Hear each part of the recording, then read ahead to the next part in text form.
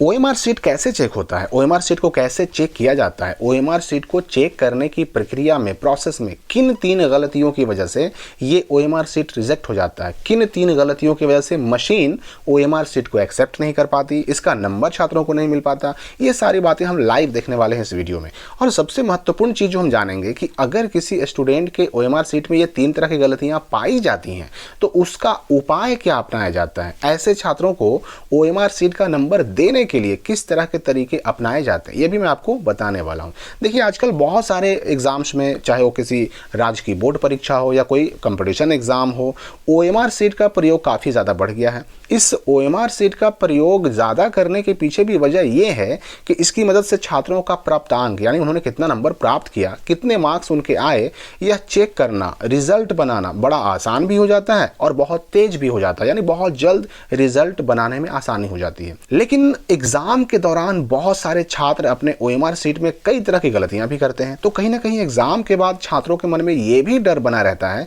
कि कहीं हमारा ओएमआर शीट रिजेक्ट ना हो जाए, कहीं ऐसा ना हो कि हमारे ओएमआर शीट का नंबर ही हमको ना मिले, कहीं ऐसा ना हो कि हमारा ओएमआर शीट चेक ही ना हो पाए। तो ये सारी बातें भी क्लियर होने वाली है। देखिए ओएमआर का फुल फॉर्म होता है ऑप्टिकल मार्क रीडर। आप अपने एग्जाम में जो ओएमआर शीट भर करके उस पर आंसर दे करके जमा करते हैं,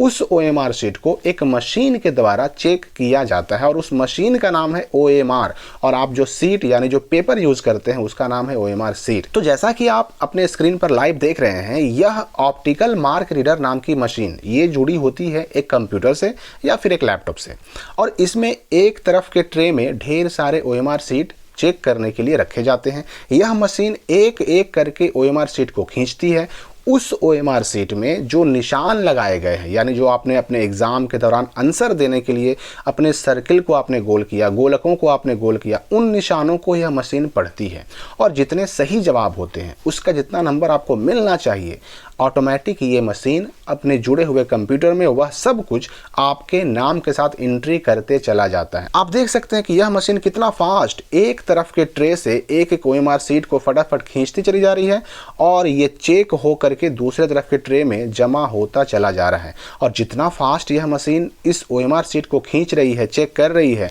ऑटोमेटिक उन सारे स्टूडेंट्स के नंबर, उनका मार्क्स, उनके डिटेल, उनके नाम के साथ सब कुछ कंप्यूटर में एंट्री होता चला जा रहा है। तो ओएमआर सीट को चेक करने के दौरान अगर किसी छात्र ने किसी एक क्वेश्चन में 2 गोलकों को गोल कर दिया है तो उस आंसर को यह मशीन इनवैलिड मानती है, गलत मानती है, उसका नंबर बच्चों को नहीं मिल पाता है। या फिर आपने ऐसा किया कि एक गोलक को पूरा गोल किया, दूसरे में निशान लगा दिया, या फिर आधा अधूरा गोल कर दिया, तो उस क्वेश्चन को भी इनवैलिड माना जाता है, उसका भी नंबर आपको नहीं मिलता। लेकिन यहां पर यह भी ध्यान रखिए कि ऐसा करने पर पूरा का पूरा ओएमआर सीट रिजेक्ट नहीं होता है। बस नुकसान यह होता है कि जिस एक क्वेश्चन के आंसर में आपने ये गलती की है, बस उस क्वेश्चन का आंसर आपको गलत मान करके केवल उसका नंबर नहीं मिलेगा। नुकसान होगा तो केवल उस एक क्वेश्चन का नंबर नहीं मिलेगा, इससे पूरे के पूरे ओएमआर सीट को कभी भी रिजेक्ट नहीं किया जाता है। एग्जाम्पल के लिए अगर आपने क्वेश्चन नंबर 5 में ऑप्शन ए को भी गोल कर दिया और ऑप्शन बी को भी गोल कर दिया, तो ऐसे केस में आपको केवल क्वेश्चन नंबर 5 का नंबर नहीं मिलेगा। ऐसा नहीं कि बाकी और क्वेश्चन चेक नहीं होंगे, बाकी क्वेश्चन चेक भी होंगे,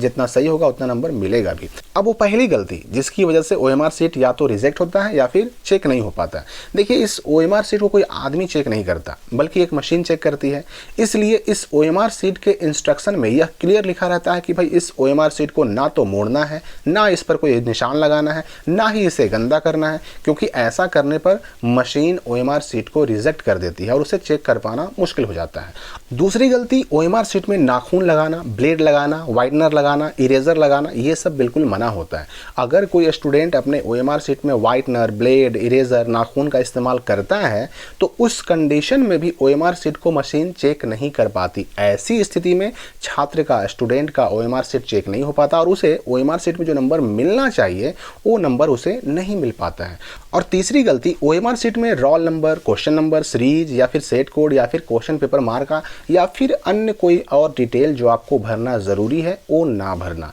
जैसे अगर कोई छात्र अपने OMR सीट में आवश्यक डिटेल नहीं भरता, जैसे अपना क्वेश्चन नंबर भरना हो, क्वेश्चन पेपर सीरीज भरना हो, या फिर सेट कोड भरना हो, क्वेश्चन पेपर का मार्का भरना हो, इस तरह के डिटेल भरना अगर किसी एग्जाम में ज़रूरी है और अगर वह डिटेल आप ना भरते हैं तो उस कंडीशन में भी OMR सीट रिजेक्ट हो जाता है, क्योंकि उसको चेक कर पाना मुश्किल हो जाता है। हालांकि इस तरह की गलतियों के लिए अलग अलग बोर्ड ने अपनी अलग अलग व्यवस्थाएं करके रखी हैं और इस तरह के मामलों में अधिकतर बोर्ड में अब OMR सीट को रिजेक्ट होने से बचा लिया जाता है, उसको चेक करके बच्चों को उसका नंबर दे दिया जाता है। तो यह तो हो गई 3 तरह की गलतियां जिससे OMR सीट चेक नहीं हो पाता, मशीन उसको रिजेक्ट कर देती है। लेकिन सवाल ये उठता है कि अगर यह गलतियां सामने आती हैं तो उस कंडीशन में सब कुछ डिपेंड करता है उस आदमी पर जो OMR सीट को चेक करने के लिए मशीन पर बैठा हुआ है। अगर उसने किसी रिजेक्ट किए हुए OMR सीट को दोबारा मशीन में लगा करके चेक करने का प्रयास किया तो ऐसे केस में बच्चे का OMR सीट 1 बार 2 बार 3 बार ट्राई करने पर चेक हो जाता है।